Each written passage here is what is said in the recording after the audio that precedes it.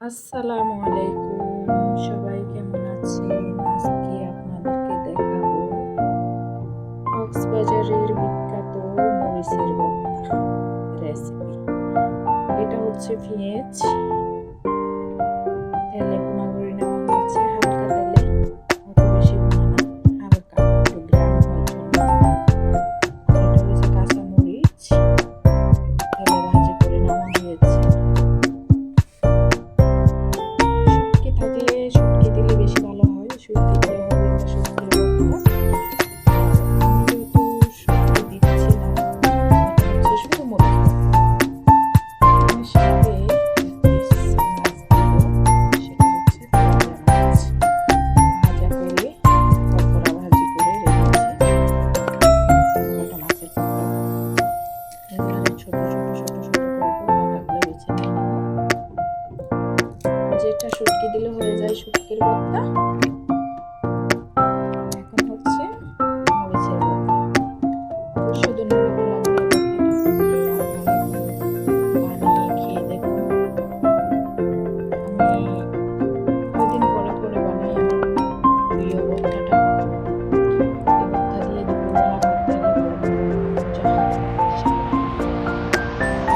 একদিন না খেলে মনে হয় যে কত কিছু মিস করে ফেলেছি। ছোট মাছ মাংস থাকলে এই ভর্তাটা যদি থাকে ভালো লাগে।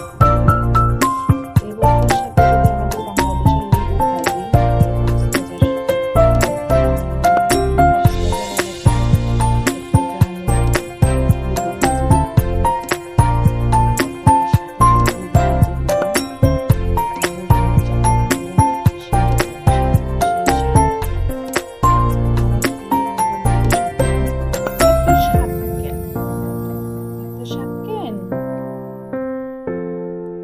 সুস্বাদু হয় যদি লেবু ভাজি আর এই ভর্তাটা হয়।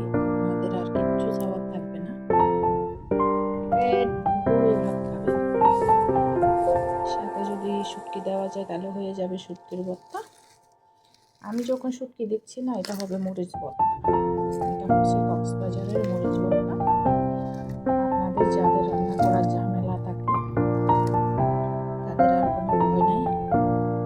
দুপুরে কয়টা মরিচ এভাবে তেলে ভেজে নেবেন, কয়টা পেঁয়াজ এভাবে তেলে ভাজি নিয়ে এরকম এভাবে কষলাবেন, সাথে একটু ধনিয়া পাতা। আর মাছ থাকলেও দিবেন, না থাকলেও স্কিপ করবেন, কোনো সমস্যা নাই।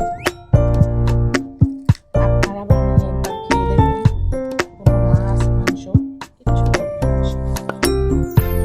আপনারা এটা দিয়ে পেট ভরে ভাত খাবেন। হচ্ছে চট্টগ্রামের বিখ্যাত মরিচ ভর্তার রেসিপি। আপনাদের জন্য আমি বানাই দেখাচ্ছি, আপনারা দেখবেন বেশি বেশি আমার ভিডিও। এটা হচ্ছে আমার, কার কেমন লাগে জানি না, আমার খুব পছন্দের একটা ভর্তা, যে কারণে আমি খুব বেশি বেশি বানাই বানাই খাই। আজকে হঠাৎ আমার কেন জানি মনে হচ্ছে আমার মুখে রুচি নাই, একটু ঝাল কিছু হলে আমি পেট ভরে ভাত খেতে পারবো। সেই জন্য গিয়ে আমি এই মরিচ ভর্তাটা বানাচ্ছি। আমার মতো যাদের মুখে রুচি থাকে না তারা একবার ট্রাই করে দেখবেন। যদি মুখে রুচি ফিরে পান কমেন্ট করে জানাবেন যে আপনার রেসিপি খেয়ে প্রশংসা পেয়েছি। অবশ্যই খেয়ে দেখবেন। মরিচটা এভাবে কষাতে নেবেন, শুধু লবণ দিয়ে নাড়িয়ে নাড়িয়ে এভাবে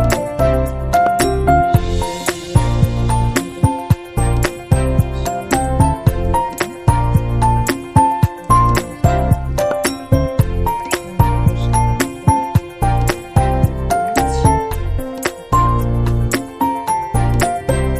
পেঁয়াজ ভালো করে কষায় নেবেন। একটু সরষের তেল দিলে তো আরো ভালো। আমার হাতের কাছে সরষের তেল নাই, আর এখন লেবু নাই হাতের পাশে, অবশ্যই আমি পরে দিব, কারণ আমি মানুষ হয়েছি যে একজন, হাত হয়েছে দুইটা। আমি লেবু আগে কাটে রাখি নাই, সরষের তেলের বোতলটাও আশেপাশে রাখি নাই, সেই জন্য দিতে পারছি না।